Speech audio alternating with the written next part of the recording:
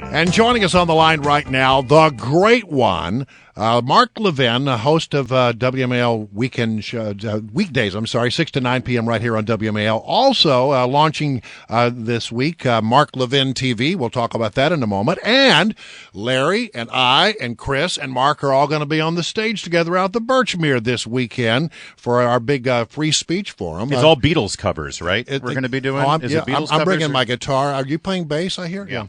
How are you, Mark?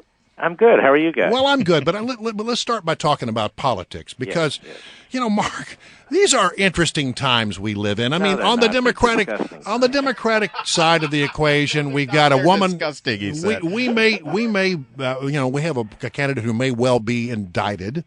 We have a communist/socialist who's running. Right. On the Republican side of the equation, a man who goes on the stage and talks about the size of his manhood. Everywhere, Republicans are eating each other alive. These are difficult times. We need a clarion voice, such as yours, Mark, to help us understand. I thought we were going to get a clarion voice such as Kudlow's. Boy, that guy's flipped, hasn't he? No offense. I'm just making the point. My attitude about all this, Brian, from the beginning is find the most conservative candidate we can and get that person nominated. That's what we need. We need a conservative president, not somebody who switches their positions repeatedly. And I've had a very open mind about this at the beginning. Certain candidates I wanted nothing to do with. But I had a very open mind about Trump early on. And then as the campaign went on and his antics picked up and then his positions became less clear, I soured on a lot of it. So, I know we have a lot of people in our audiences who say Trump's the guy, he's a leader, he's a this, he's a that. They can't even tell you today where he stands on immigration, on these H-1B visas. On the wall, he said something to the New York Times editorial board that he doesn't want made public. 35-45% tariffs on China. Do you know what that will result in? A depression. How do we know that? Because it happened before with the Smoot-Hawley Acts under Herbert Hoover, who also was a businessman, successful, and an outsider. It's not a question of outsider, insider, establishment, non-establishment, although to me that's somewhat relevant. It's a matter of getting a constitutional conservative who believes in real free market capitalism, who will help create jobs, unleash the wealth in this country, put his thumb on the bureaucracy, allow the American people to conduct their business, to create wealth, to create opportunity, to create jobs. Mexico doesn't determine what happens in this country economically. Their economy's tiny. The economy of China is like $2.2 trillion. We have $17 trillion economy. I don't believe in selling technology to China. It's an enemy state. They're building islands out there to cut off the South China Sea. They should be treated that way.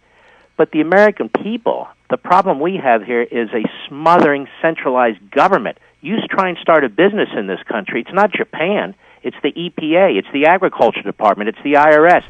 This is the stuff we have to clean up. So my attitude is we got to get behind the most conservative candidate we can and fight on our principles, reach out to the American people, explain why we're right, and for the first time, if you're 45 years or younger, you'll have a chance to actually vote for a conservative. Mark, over the last 6 months, there's been such a debate within the Republican Party about who should be the standard bearer and who's the most conservative or who's the most electable. But frankly, I think we forget what's going on over with the Democrats. And frankly, I think you're at your best when you start to rip apart their positions. This is from the debate, the Sunday night. Bernie Sanders, listen to this. When you're white, you don't know what it's like to be living in a ghetto. You don't know what it's like to be poor. Can you refocus us for a moment about who we're up against in November, and if either one of these win, what it will mean to our nation? Yeah, this is a very sick man. I watched this entire debate. They oppose fracking. You know what fracking is? It's energy independence. It means hundreds of billions of dollars aren't going to go to these Middle East terror-supporting states.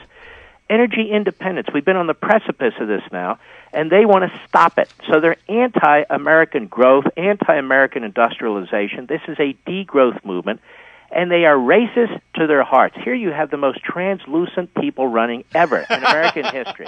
They're not even white Americans. They're translucent Americans. And they go on and on about how we can't know what it's like to be black. Well, then why are they running? I don't even understand their position. But that said, do you know there's no poor white people in America? Yeah. Have they ever been to Appalachia? There's plenty of poor white people. That's why we conservatives are saying all people, regardless of race and color, join us in a freedom agenda, in a growth agenda, in an opportunity agenda. So they're racialists, They're anti-capitalists. They're big government centralists. We've had enough of this stuff. And when you watch these debates, I don't watch these. Do you really watch these debates? I watch the clips of these debates. I go back and forth. Sometimes I mean, Saturday night depends on how late it is. You got to have something else to do. But it's like watching two leftist professors at some backwoods university, adjunct professors, stuck on old Soviet Stalinist mentality, debating each other. You couldn't even fill a lunchroom when that used to take place. So this weekend, you're going to be on the stage out at the Birchmere with me and Larry and Chris Plant for what we're calling our free speech forum. We're gonna give everybody the answers they need to have, aren't we? I mean, it seems like you get four great minds, or like one great mind and three other guys on the stage there that we ought to be able to solve the world's problems in about an hour. I meant to ask you this. What are we all wearing? Are we wearing the same thing? We're having a meeting about that right after the show. What are you wearing is more along the lines of what I do on the radio, Mark Levin, not you. I mean, are we matching clothes? What are we doing? Seriously? As long as we're not wearing a tie, I'm perfectly fine. All right, no ties. We'll say that right here. No ties. But it's going to be an interesting event. We're going to have a blast. And you can go to WMAL.com to get some tickets. And then the other thing we want to talk about is your new venture called Mark Levin TV, which you can watch at levintv.com. Yeah, we had our first episode yesterday. We're actually having a blast. You know, you work out the kinks but we're going to do 5 shows a week. That's a lot. And it is. But I'm having. I'll tell you what. I don't. Cable, the network, satellite, I don't really think I fit in there, and they don't really fit in what I'm trying to do. And as we go through, our audience, people who watch this, they'll see this grow as time goes on. But I wanted to push out another platform. Look, radio is the hub. Radio is what I love. It's what we all love. It's where we have millions and millions of listeners, and this is what I've always wanted to do my entire life. This is just a little subset of that. It's a little piece of that. Yeah. It has nothing to do with the radio show. It's nothing like the radio show, even though there's a few overlapping things.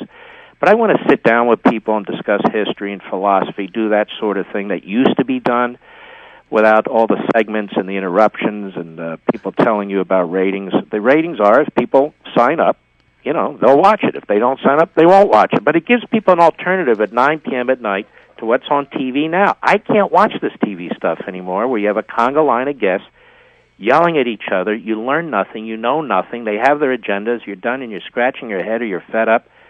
Why do that to yourself? Yeah. It is. Everyone should know it's incredible high quality. I'm a subscriber. I saw the first episode last night. Your tribute to Nancy Reagan. You seemed like you were close to tears, frankly, Mark, after that video montage. And we want everyone to know, yes, Mark Levin is with us for a lifetime. He's already signed a contract on radio, so don't think that this is going to in any way get him off the radio. Lifetime contract, right, Mark? 9 years is a lifetime in radio. We all know that. Yes, it is. Well, congratulations on the venture, Levin TV. Yeah, and we'll see you Saturday. No ties. Look forward to it, baby. All right, we're going to have a good time. A good time will be had by all.